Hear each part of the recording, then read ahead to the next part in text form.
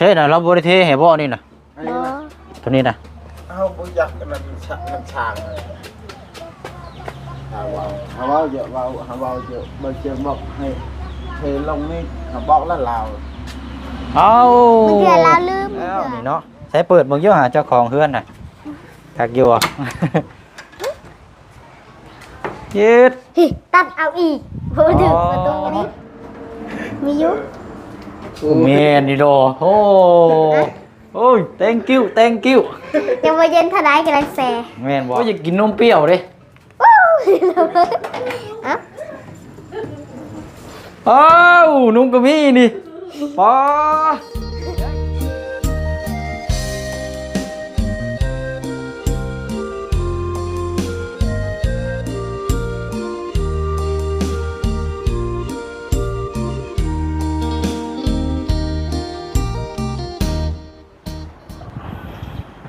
อ๋อเนาะวันนี้เรียบร้อยแล้วนี่เพื่อนเพชรนี่คืองามแท้นี่เพื่อนผู้เลือ ค่อย เพื่อนคอย โดย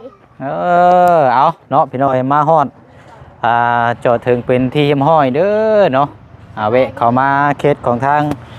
อีหล่าน้องวิเนาะ โดย เฮาก็ติดตามตั้งแต่ผู้ใหญ่พี่น้อยแล้วกลับมือบ้านก่อนกลับมารอบนี้ก็จะเรียบร้อยแล้วบัดนี้เนาะเป็นได้จะแม่นอนอยู่ดุมนี่บ่ลูก บอกนั่นจะถึง ยังบ่ทันได้ลงมาบ่ โดยชงชะโลม ฮะ ชงชะโลม อีหยังก็ ชงชะโลม คือหยังอ่ะ ลมแม่น้องนี่ ใส่สโลม โดย เอ้า ลุง โอ้ใส่น้ำเกลือบ่เดี๋ยวนี้นะ โดยชงลมให้ใช้แห้ง เดี๋ยวจังลงมาเนาะ โดย พูด เอา เก่งหา พี่น้อง เพื่อน เนาะกราบสบายดีและสวัสดีพ่อแม่พี่น้องเบิดสุขุสุคนเด้อพี่น้องเนาะมาฮอดจอดถึงเรียบร้อยเนาะพี่น้องเนาะกามาอัปเดตเวงานตัวนี้ละบัดนี้เนาะเรียบร้อยเลยเดี๋ยวมาฮอดแล้วก็มีแต่ว่ารอเบิ่งก่อนบัดนี้พี่น้องอีกเนาะ เคิน เอาขึ้นไปยังนะ เพื่อนเอาชงกัน เอ นี่ดูชงฉัน เอาเนาะอากาศก็ถือว่าอยู่พี่ก็ครึมๆหนาวๆเนาะฝนตกอยู่บ่แลมโบ บ่หนาวพี่นะอากาศ อากาศหนาวเนาะ โดย แต่ว่าอยู่บ้านบ่เชียงนี่ฝนตกไปหน่อยเนาะฝนตกแต่ว่าทั้งพี่หนาว2มื้อแล้วเนาะเนาะ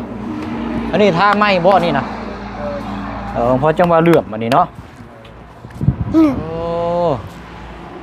จากแล้วอันนี้พี่น้อยเนาะบัดนี้แห่เฮายังเดือเนาะ โดย แต่ว่าทรายนี่เบิดพอดีบ่ โดยยังดูเปล่าหนึ่งระบาเลมโบไปเอา ไปเอาอยู่ไสนี่นะ เอาแต่น้ำห้วยสมาง แสดงว่าทรายนี่ที่สร้างมานี่บ่พอเป็นบ่ โดยบ่หาเป่า ก็เดินไปเอาอยู่ในห้วยมาเพิ่มอีก5ลูก โดย โดย โอ้อ้าวเนาะไปมาเบิ่งทางนี้ก่อนมาโอ้สีนี่บ่คือกันกับตัวเทิงเนาะ โดย ตัวนี้มันจะออก อันนี้สีเข้ม สีนี่สีเข้มแบบคือเฮือนน้องปูนานี่พี่น้องเอ้ยหรือว่าสีนี่บอกว่าหูเสียงก็จำบ่ได้แหละมันจะมันอยากตัดกันเนาะแล้วนี่เนาะใช้เปิดเบิ่งอยู่หาเจ้าของเฮือนน่ะทักอยู่อ่ะ ยืด ฮิตัดเอาอีกบ่ถึงประตู อันนี้เลยเตียงไม้อีกอันนี้เนาะ ตัดเอา อุ้ยใช้อันนั้นเสียบไพ่ยังหาดุใช่เดี๋ยวให้ดัมโบเข้าไปเบิ่งก็ได้พี่น้อยยังมามืด ใช่พายุจะเทิง เอาเนาะใช้ไฟเด้ พายุจะเทิงหุ่นก็ทายจุดจะเทิงหุ่น เอามีปลักโอ้มีตู้เย็นบ่นี่โอ้ยพอดีแล้วนี่อยากน้ำเย็นอยู่ อยากนำบ่ มีบ่ มีอยู่ เมนนี่โดโอ้ย thank you ยังบ่เย็นเท่าใดกำลังแซ่ แม่นบ่ โดย โอ้ยอยากกินนมเปรี้ยวเด้ วู้อ่ะ อ้าวนุ่มก็มีนี่ป้ายังนี่ โอ้ตู้เย็นนี่ตั้งโชคมานนี่เนาะนี่เนาะเบอร์ยังกันนะเบอร์ยัง เบอร์ห้า เบอร์5บ่คือเบอร์10 เบอร์หก โอ้ยอยากกินดิโลได้บัดนี่ บ่มีดีโดบ่มีดีโด เอานุ่มไปลูกบ่ใช่เอาแต่น้ำนี่แหละเอา ใจ เออเรียบร้อยเลยเนาะอันเพิ่นก็อันทางบ่บุญจ่ายค่าสร้างค่าหยังเรียบร้อยแล้วบ่ โดยเป็นลาย โอ้ถือว่าสร้างนี่เพิ่นก็เฮ็ดตามที่เฮาแนะนำบอกเนาะ โดย แบบรายละเอียดคัก แผ เนาะ นนี่สุดแล้วเบดเลย อืมนี่พี่น้องเนาะเพราะว่าเสียงให้เพิ่นก่อขึ้นมานี่เราก่อคู่ว่าน้ำบ่หรือว่าก่อก้อนเดียวแพ็คคู่ คนเดียว ก้อนเดียวบ่ โดยคนเดียว เออก้อนเดียวเนาะ โดย พอดีด้านนี้ก็เนาะเพื่อน้ำสาดเข้ามาก็บ่เข้ามาบ่ได้ โดย คันว่าคือถ้าเฮาบ่ปิดตัวนี้นี่มันมีส่วนอยู่มันสิซึมเข้ามา เยอะแบบนี้ มันนี่มันสูงเลยเดี๋ยวเฮาวางแผนนี่ได้นี่เยี่ยมด้วยล่ะอันเตียงนี่จ้างเขาเจ้าเฮ็ดบ่อนี่น่ะ โดย โดยแต่ที่บ่ถือประตูทับเอาอีก ม ห้องน้ำแรกแบบนี้ มันบ่สูงพอบ่พอดีบ่ โดยพอดีแหละนี่เป็นแล้ว พอดีเนาะ โดย พุ่นระบายอยากนั่งพุ่นอยู่เตียงนั่น อันนั้นอันเตียงนี่คืออันไม้ส่วนที่เดือใช่บ่ โดย เอาไม้แป้นส่วนที่เดือแล้วมาเฮ็ดเตียงนั่งเนาะ โดยบ่มีโต๊ะ สามอัน โต๊ะ พอดีแล้วฮะ สามอันเตียง เฮ็ด3อัน โดยสามอันอยู่บนช่อง โอ้ถือว่าไม้นี่เบิดพอดีเลยบ่ โดยยังเลยช่องแผ่น เหลืออยู่2แผ่น โดย เอ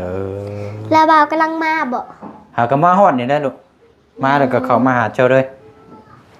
โอ้ครั้งแล้วบัดนี้เนาะมื้อใดอันทางแม่สิลงมาบัดนี้ ประมาณมื้ออื่นนี่แหละ มื้ออื่นบ่ โดยมื้ออื่นนี่แหละเครื่องของลงสบายหาปลามันนอนอยู่พี่สบายอยากนำก็เอาเปิดประตูนะ อยู่ข้างๆนี่แหละเนาะ โดย เออ นี่น้องวินอนด้วย อืมน้องวินี่สินอนอยู่เทิงพุ่นบ่ บ่ยากนอนคนเดียวบ่ม่วนเท่าไหร่ นอนอยู่ไสซะลูก ดูนอนอยู่กับลูกคือ น กั อน นอยู่ข้างล่างบ่ โดยแม่นอนอยู่นี่น้องวินอนอยู่นี่ เตียงนี่บ่ได้ว่าสูงเกินบ่ลำบ่ บ่พอดีแล้ว คิดว่ายังชุ่มๆเลยเดียว เพราะว่ามันเราลูกคนอันนี้นี่ยังถ้าใจอยากให้ต่ำกว่านี้อีกหน้อยนึง โดยนั้น บ่ เขาสิได้ลูกย่างนั่นน่ะ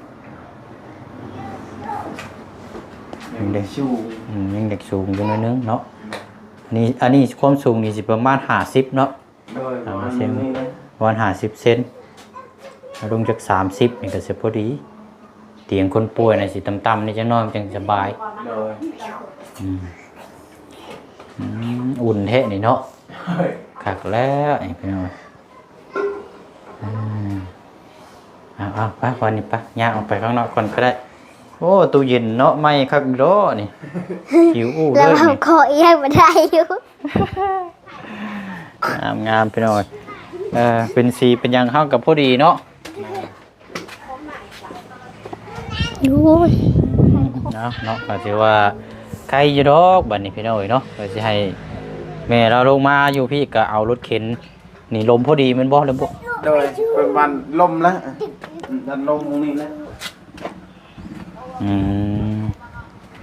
ลมพอดีแล้วก็คะแนนเรานอนนี้ โดย นอนเนี่ยก็ยู่ออกมานี่มานั่งอยู่นี่เนาะ โดย มันมีได้สิ ให้มานั่งชมวิวนี่เด้นี่เดี๋ยวเบิ่งภูผาปลาหน้าไม้นี่ตอนแดงก็ยังใครกว่าเรานอนอยู่เทิงอยู่ดอกบัดนี้เนาะ โดยอันนี้ก็สบายแล้วแบบว่ายามนี่ก็ยามนานๆนี่สบายนอนอยู่ถึงเป็นยามแดดนั่นมันโอ้ยนอนจนบ่ได้คือออก แม่นนี่สิเย็นอยู่ดอกอันนี้นะเนาะ โดยทำลา จิ้ม นอน อุ่นแน่เปิดพัดลมก็ได้ ดูฮะเดี๋ยวมาพี่อีกก่อนเนาะพี่น้องเอ้ยงามอันนี้เนาะเอ้าใช่น่ะเราบ่ได้เทให้บ่นี่น่ะ บ่ ตัวนี้น่ะ เอาบ่อยากมันช่างเลยหาว่าเยอะเว้าเยอะบ่เจอบอกให้เทลงนี่เขาบอกแล้วลาว เอ้า มึงเถื่อลาวลืมมึงเถื่อ จากนี้ได้รอลาวอย่างนี้ หรือว่าเรารอบ่ โดยรอลาวเนี่ย อันปูนนี่พอดีว่าสันลำโบ ปูนยังเครื่องเป่า มันพอดีแล้วนี่ โดย เครื่องเป่า นี่แหละยังดินชายเป่าหนึ่ง โมเมนต์เรา มีชื่อ ลืมบ่หรือว่าไหนได้ ลืมแล้วคือนั่นแหละเฮาผิดจะลืมจะ ไปดินมาเกินก็ลุกไป ดูคนละวะ โอ้โบนี่ต้องเฮ็ดได้ตัวนี้นะหรือว่า ตอนที่อันบ่เสียงบอกเนี่ยเจ้าบ่ได้อยู่นำบ่ เดินบ่อยู่เลย ตอนที่แนะนำตัวนี้นะ เลยบ่อยู่แต่เฮาจักกับว่าเงินสร้างว่าวนะให้เฮ็ดโตหมดเลย แต่ยันสร้างดื่ม ยันละลืมบอกกินนั่นนะ บ่นี่ต้องเฮ็ดเพื่อไว้ อย่าว่าแล้วว่าสบายอยู่รอนี่สบาย พออายุเอาประมาณบ่ต้องอันนั้นก็ได้เอาพอดีเนินหั่นแหละ เลย เนินลงมานี่แล้วก็ตะลุ่มน้ำตะลุ่มนี่ประมาณจักออกมาประมาณจัก30 20เซนนี่ก็ได้ตะลุ่มนี่บ่ต้องเอาขึ้นมากมายก็ได้ พออยู่หั่นแหละพออยู่ขึ้นบางเทื่ออยู่ขึ้นรถเข็นให้เราอาบน้ำอยู่เข้ารถเข็นได้ก็ได้นะมันจะง่ายเพราะว่าทางผู้ใหญ่ที่เพิ่นซอยเพิ่นจุดประสงค์เพิ่นอยากให้มีแบบนี้แหละเฮาก็เลยตามชี้แจงแต่ว่ามื้อนั้นก็ได้คุยกับเราเรียบร้อยแล้วเราก็ว่าได้แล้วว่าโมเมนต์เราลืมบ่จักอันนี้เนาะ เลยยังบ่ทำล่ะบอกบ่ทำนี่รอล่า บืน น้องเวลาบี้นะบ่บอกเราลูก บ่ฮู้คือกันน้องวีก็ลืมคือกัน บ่เบิ่งงานเลย บ่เด้มือบอกไม่ได้ว่า เนาะมีแต่ว่าคันนั้นก็ไปบอกเราเด้อ เลย ซอยตัวนี้แล้วเนาะ เลย เพราะว่าอย่างอื่นนี่คืออย่างอื่นนี่ดีงามเบิดเฮาบ่ได้ติแต่ว่าสร้างนี่โอเคงามบ่ได้ติแต่ว่าตัวนี้เราบ่เฮ็ดนี่เฮาอยากติอยู่ บอกดีๆเลยบอก ฮะ บอกดีๆ บ่ช่วงจังหน่อยครับให้เจ้าไปบอกแล้วกับมื้อก็ให้เรามาเฮ็ด เลย ย่างหรอกนำมาเฮ็ดมันแล้วซะเพราะว่าเฮาคุยกันเรียบร้อยแล้วเด้ตัวนี้นะมันก็บ่ได้หลายแล้วเพราะว่าอันซ้ายเจ้านี่ก็ยังอยู่เนาะ เลยยังเปล่าหนึ่ง ซ้ายยังเป่าหนึงแล้วก็แห่นี่ยังเหลือหลายให้เราเทใส่รถเข็นเราก็ตีเหมาะอันนี้มันก็แม่นแล้วแหละเนาะอันไม่พาชรามันคือไปแนวนี้อันนี้เนาะ บ่คือกันไปจะเก็บ ฮะ จะเก็บ บ่ทั้งลมหน้ามันคือน้อยแล้วขึ้นมาเทิงๆหน้ามันคือใหญ่นี่ บ่คือกัน ฮะบ่เป็นนี่ได้ปะมันคือเป็นแนวนี้ เป็นนี่นี่ เออบ่เรมโบ้เบิ่งออกอยู่บ่เจ้าเบิ่งออกอยู่บ่ว่ามันเป็นเพราะสาเหตุหยังทั้งลมมันคือน้อยทั้งเทิงมันคือใหญ่ บูคือกัด เหรอ บูคือกัดเราก็บูเฉลยในไหน บ่ฮู้สาเหตุคือกันเนาะ เลยบูเราถึกงามแล้วงามคือกันนะอยู่ใดกันแล้ว แต่ว่าให้ทั้งบ่เสียงเบิ่งนี่น่าจะเกิดเหตุจากเพราะว่าวงกบนี่น่าจะโอเควงกบนี่ได้ระดับแล้วนี่ตัวงามนี่วงกบนี่เพราะว่าเราเวลาเราติดตั้งเนี่ยเราใช้ มึงเถื่อ เครื่องอันวัดน้ำเป็นบ่เนาะ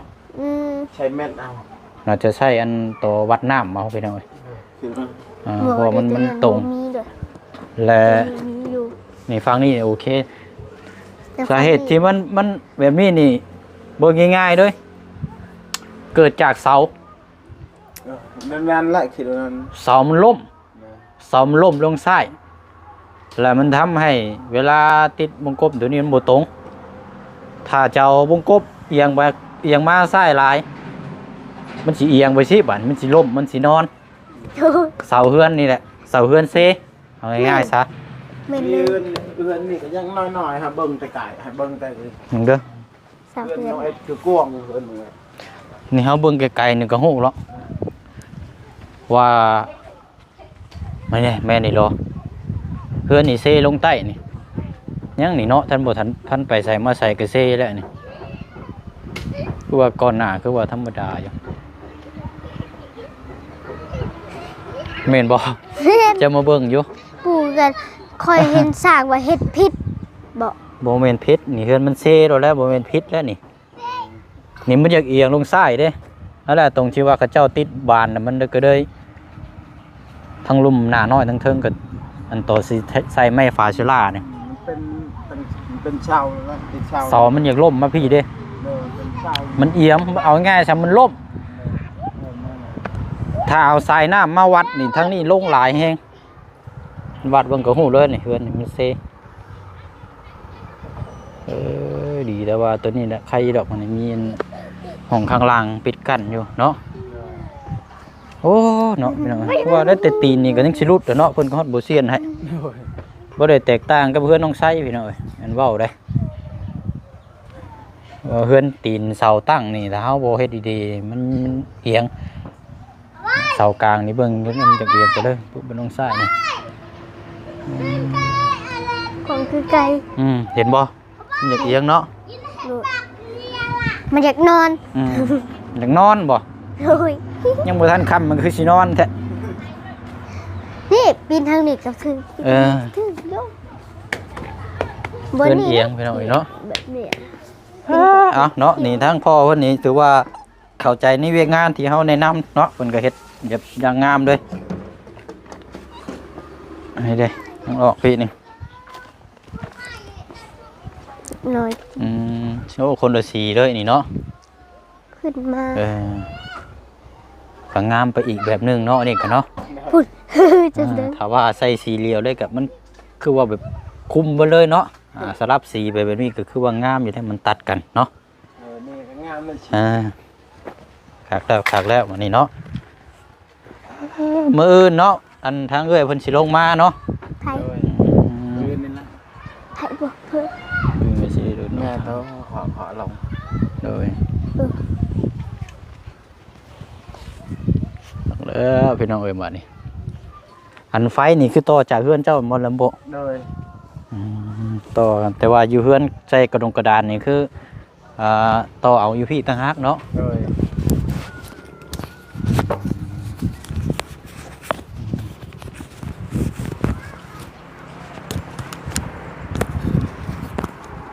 เนาะพี่น้องบ่เชียงกับบ่ได้มีซื้อหยังมาฝากครับเพราะว่าฟ้าวแน่มีแต่ขนมแหละเนาะ โดย เอาขนมมาฝากเนาะ โดย เอาขนมมาฝากพี่น้องเอ้ยยังว่ากัน ใส่ตู้เย็นก่อน ไอ้ชิเมื่อแล้ววะไอ้กำลังมาบ่ หากมาฮอดมื้อนี้เด้ เอาเมื่อบุนั้นนะเขาคือว่าบูฮู้ครับไอ้เมื่อ บู้น้องวิกับบู้คือกัน บอกอยู่เด้บอกทางอีหล่าอยู่เด้มื้อนั้นน่ะ ไปได้บูฮู้กัน เมื่อคลิป แต่ว่า อยู่ มื้อนั้นน่ะเจ้าบ่อยู่มื้อนั้นน่ะตอนที่แรกว่าสิมื้อวันอาทิตย์แต่ว่ามันกระทันหันแล้วก็เลยมื้อเลย โอ้แล้วเดี๋ยว แต่มีไว้ตัดให้เพิ่งพักให้กินนั้น อย่าแล้วมื้อบางหันมันกล้วยกับเขาเจ้าฝากอยู่ทางน้องไซก็ฝากกันยังบ่ทันกินอยู่เฮือนกัน โดย โอ้ไม่ได้ไปจูดยังนี่ น้องใส่ว่าคืนไหม หนูเผาหนู โอ้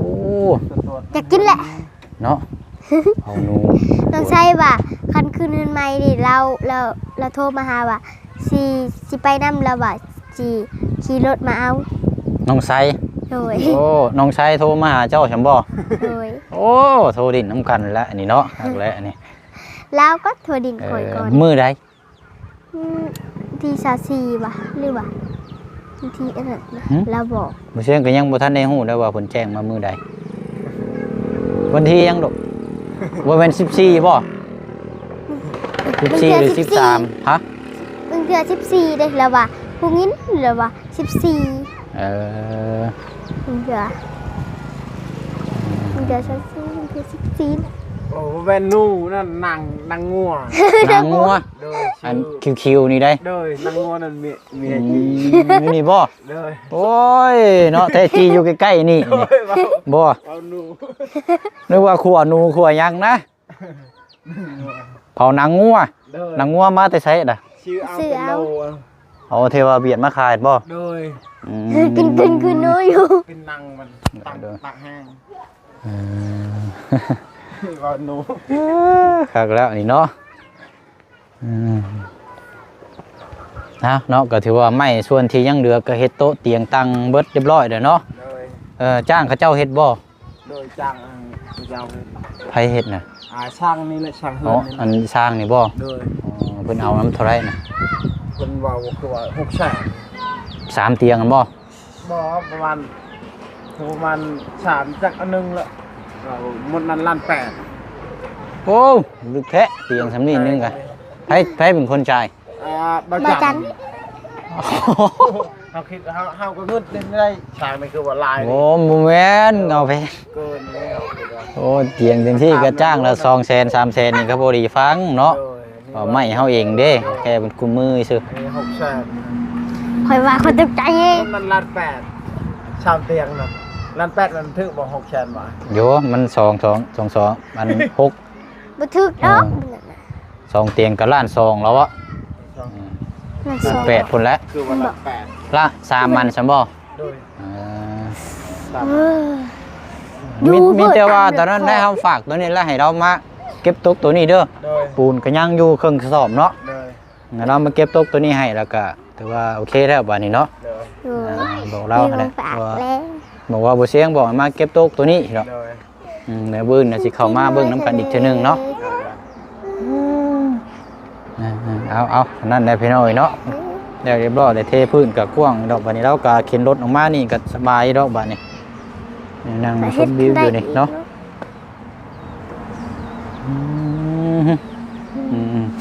ไปโรงเรียนบ่ ตอนแรกก็พักจนเสาร์ไป มื้อนี้วันหยัง วันศุกร์ วันศุกร์มื้ออื่น วันเสาร์ หยุดและมื้อเนาะ โดยกับช่องมือหยุด โอเคเนาะเอาเลมโบ้ฉันก็แล้วมื้ออื่นสิมาหาใหม่เด้อ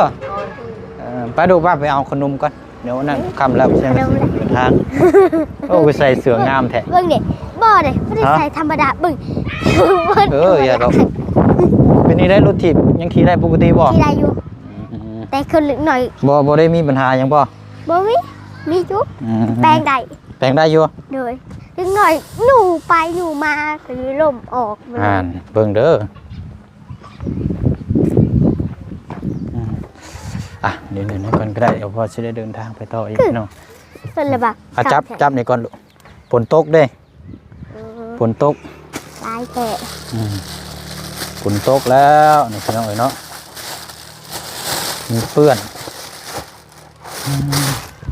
เอาเดินเนาะเดี๋ยวมืออื่นบ่เชิงสิเข้ามาเยี่ยมมายามใหม่นะลูกเด้อ โดย เอากับนุ่มน้ำก็ได้แพ็คนึงเอาแช่ไว้ตู้เย็นเจ้าอะไรเด้อ โดย เอาไว้แช่ตู้เย็นไว้แต่ก็มันเย็นๆก็จังกินเนาะเอานุ่มให้แม่กินน้ำได้เด้อ โดย นี่เอานุ่มนี่แก้แล้วก็ใส่ตู้เย็นป้อนเอาหน่อยเด้อ โดย มืออื่นบ่ใหญ่แม่ลงมา โดย นี่มืออื่นบ่เชิงสิมาเบิ่งน้ำเด้อ โดย มาลูกมาเอา บาง มา เทื่อตอนเช้าบางเทื่อตอนแรง ตอนแรกก็ได้ โดยเอาลูกอ่ะ ขอบใจ โอเคเอาหน่อยเด้อเอาไปแช่ตู้เย็นไว้แล้วก็ป้อนแม่น้ำเด้อ โดยตัวนี้ลงวีมักแหง มันแซ่บได้ตัวนี้นี่เนาะ แม่นใช่ไหม โอ้ยเป็นสาวเลยพี่น้องเนาะเอามีแต่ว่าบ่เชิงสิไปต่อก่อนบัดนี้ลูกเด้อ โดย เดี๋ยวเอาสบายดีเนาะ ไปใช้ ไป ครับ เนาะอากาศก็หนาวไปเนาะโอเคเนาะพี่น้องเนาะเอาละเนาะเฮาเบิ่งมุมไกลนี่มันเอียงลงมาซ้ายเอิ้นทางน้องวินี่พี่น้องมันเอียงลงมาซ้ายมันเลยการที่เฮาติดตั้งแล้วเฮาเบิ่งง่ายๆเลยถ้าเอาสายยางสายน้ำมาวัดนี่จังใดก็ครั้งนี้ตกแน่นอนเนาะพี่น้องเนาะไปแล้วพี่น้องเอ้ยเนาะตัวเสร็จสิ้นไปขั้นตอนนึงเนาะมีแต่เดี๋ยวเก็บตกตัวนี้ว่าบ่แล้วเนาะจังว่าจังคุยน้ำกันอีกเนาะหัวเสียงกระบอกคนแรกพี่น้องไปเนาะคลิปนี้ก็สิได้ร่ำลาพ่อแม่พี่น้องไปอีกคือเก่าคือเดิมด้วยพี่น้องเด้อเดินทางไปต่ออีกก่อนน้องบ้านน้องน้ำเพิ่นแหละพี่น้องเนาะกำมืดกะยามันพี่น้องมามือแรกเนาะพี่น้องเนาะเอาอยู่ดีมีแห้งพบพ่อกันในคลิปหน้าคลิปนี้บ๊ายบายเด้อพี่น้องเด้อสบายดี